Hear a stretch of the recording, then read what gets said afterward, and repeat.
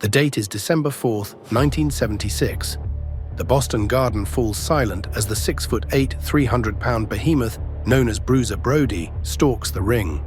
His wild, unkempt hair frames a face etched with intensity, his eyes burning with primal fury as he awaits the entrance of the champion Bruno Sammartino. The sold-out crowd watches in a mixture of awe and trepidation as this human hurricane paces like a caged animal, muscles tensed, ready to explode. The bell rings, and what ensues is not merely a wrestling match, but a collision of titans that reverberates through the hallowed halls of the garden. Though Sammartino will retain his championship, the wrestling world bears witness to the emergence of a force unlike any other. Bruiser Brody, despite the loss on his record, establishes himself as a performer of unparalleled intensity, a man whose very presence elevates any promotion fortunate enough to secure his services. In the months that followed, Brody would form a formidable alliance with the legendary Big John Studd, creating one of the most intimidating tag teams in wrestling history. Their imposing physical presence and unbridled aggression captivated audiences and transformed the landscape of professional wrestling during this pivotal era of the business. Brody's approach was revolutionary. While others performed choreographed routines, Brody brought legitimate brutality to his matches. His stiff, hard-hitting style blurred the lines between performance and combat in ways that both terrified and mesmerized spectators. Each thunderous blow, each primal scream, each moment of unhinged violence contributed to an aura of authenticity that few in the business could match. Yet the story of Bruiser Brody would conclude not with retirement or a ceremonial passing of the torch, but in the most tragic fashion imaginable. Fast forward to July 17, 1988, in Bayamon, Puerto Rico. The locker room at Juan Ramon Lubriel Stadium houses the usual pre-match bustle, wrestlers preparing for their performances, discussing their upcoming matches, and adjusting their gear. Brody is scheduled to face Dan Spivey later that evening, but he never makes it to the ring. Instead, he is called to discuss business in the shower area by Jose Gonzalez, better known to wrestling fans as Invader One. What occurred next remains shrouded in controversy and conflicting accounts, but the horrifying outcome is undeniable. Bruiser Brody, one of professional wrestling's most commanding presences, was stabbed multiple times. Due to crowded conditions and traffic outside the venue, paramedics could not reach him for nearly an hour. By the time medical help arrived, it was too late. The uncontrollable force that was Bruiser Brody bled to death at the age of 42.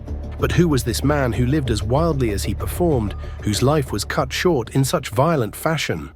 Born Frank Donald Goodish on June 18, 1946, his early life gave little indication of the hurricane he would become in the wrestling world. Growing up in Michigan, Goodish was a natural athlete who excelled in both football and basketball at Warren High School, earning all-state honors in both sports. His prowess on the field earned him a scholarship to West Texas A&M University. Goodish's physical gifts were evident early on. His combination of size, strength, and surprising agility made him a standout on the football field. After his collegiate career, he continued pursuing football professionally. However, when his football aspirations failed to materialize into a sustainable career, Goodish pivoted to journalism, working as a sports writer in San Antonio, Texas. This period of his life is perhaps the most intriguing contrast to his later persona, the thoughtful, articulate sports writer who would transform into one of wrestling's most feared and unpredictable forces. The transition from journalist to wrestler came when Goodish caught the attention of Fritz von Erich, patriarch of the famous von Erich wrestling family and a powerful figure in the Texas wrestling scene. Under von Erich's tutelage, Goodish learned the fundamentals of professional wrestling, though what he would eventually bring to the ring transcended traditional training. As Bruiser Brody, Goodish rapidly developed a reputation not just for his imposing physical presence, but for his unorthodox approach to the business. In an era when wrestlers typically moved from territory to territory at the behest of promoters, Brody operated as a freelancer, maintaining control over his bookings and career trajectory.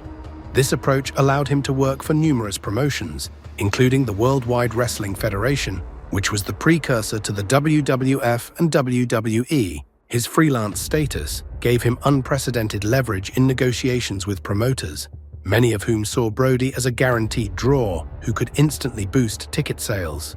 His ability to attract audiences meant that promoters were willing to accommodate his demands, including his notorious refusal to job to opponents he didn't respect, or in situations where he felt a loss would damage his character's credibility. Behind the scenes, Brody was meticulously protective of his in-ring image. Stories abound of his refusal to follow predetermined match outcomes.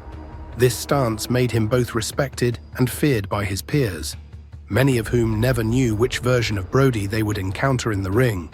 The consummate professional willing to create a compelling match, or the unpredictable force who might legitimately hurt them if the mood struck him.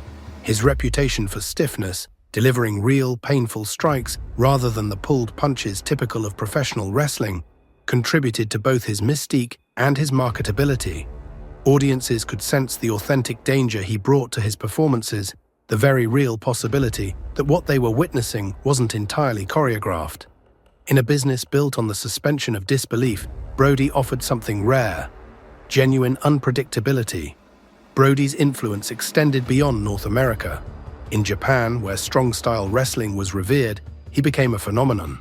His partnerships with Stan Hansen created some of the most feared tag teams in Japanese wrestling history. Their brutal matches against Antonio Inoki, Giant Baba, and other Japanese legends helped cement All Japan Pro Wrestling as a powerhouse promotion and influenced a generation of Japanese wrestlers who would later adopt elements of Brody's hard-hitting style. His impact on hardcore wrestling cannot be overstated. Long before ECW brought hardcore wrestling to American cable television, Brody was engaging in bloody, no-holds-barred matches that pushed the boundaries of the art form. His feuds with Abdullah the Butcher in particular are the stuff of legend. Violent spectacles that often ended with both men covered in blood, having used chairs, tables, forks, and anything else they could find as weapons. What made Brody unique among hardcore wrestlers, however, was his versatility. Unlike many brawlers who relied solely on violence and shock value, Brody possessed legitimate wrestling skills and athleticism that allowed him to work different styles when the situation called for it. His matches with NWA champion Harley Race, for instance, showcased a more technical approach that surprised those who knew him only for his wild brawling. This versatility extended to his character work as well. While primarily a heel throughout his career, Brody could convincingly play the role of fan favorite when the storyline required it. His ability to connect with audiences, whether they were cheering or jeering him, spoke to his innate understanding of wrestling psychology. Beyond his in-ring accomplishments, Brody occasionally stepped into backstage roles, most notably in world-class championship wrestling, where he served as both booker and television producer. These experiences revealed yet another dimension to the man: the creative mind behind the fearsome persona, the businessman who understood the economics of professional wrestling as thoroughly as its physical demands. In his personal life, Brody presented a stark contrast to his in-ring character. His second wife, Barbara Smith, has often spoken about how different the real Frank Goodish was from his Bruiser Brody persona. At home in Texas, he was a devoted family man who cherished his time with Barbara and their son Jeffrey. The man who terrorized opponents and sometimes promoters was, by all accounts, gentle and loving with his family.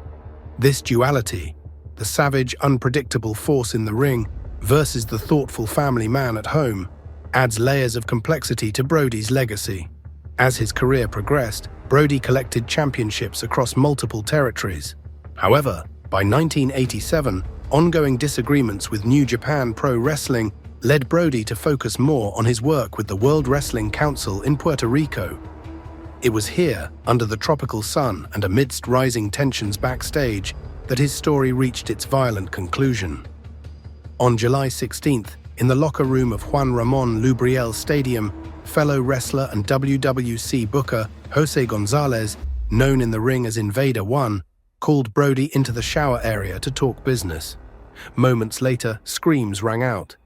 Tony Atlas, another wrestler present, rushed to the scene and found Brody hunched over, blood pouring from a deep stab wound to the stomach. Gonzalez stood nearby, holding a knife. A chaotic scene followed. Paramedics took nearly an hour to arrive. Brody's size made him difficult to move. Atlas helped carry him to the ambulance, but the damage was done. Frank Goodish died in the hospital the next day. The murder trial that followed was an international disgrace. Brody's widow, Barbara, called it a sham. Fellow wrestlers whispered of conspiracies. Some claimed Brody was about to gain partial ownership of the Puerto Rican promotion, threatening the old guard. But undoubtedly, Brody's penchant for working stiff in the ring played a pivotal role. S.D. Jones once recalled an instance when Gonzalez once muttered years earlier, "Someday I'm going to kill that man." The weapon was never recovered, and the circumstances surrounding Brody's death remain controversial decades later. Gonzalez, who was acquitted of murder, has largely remained silent about the incident.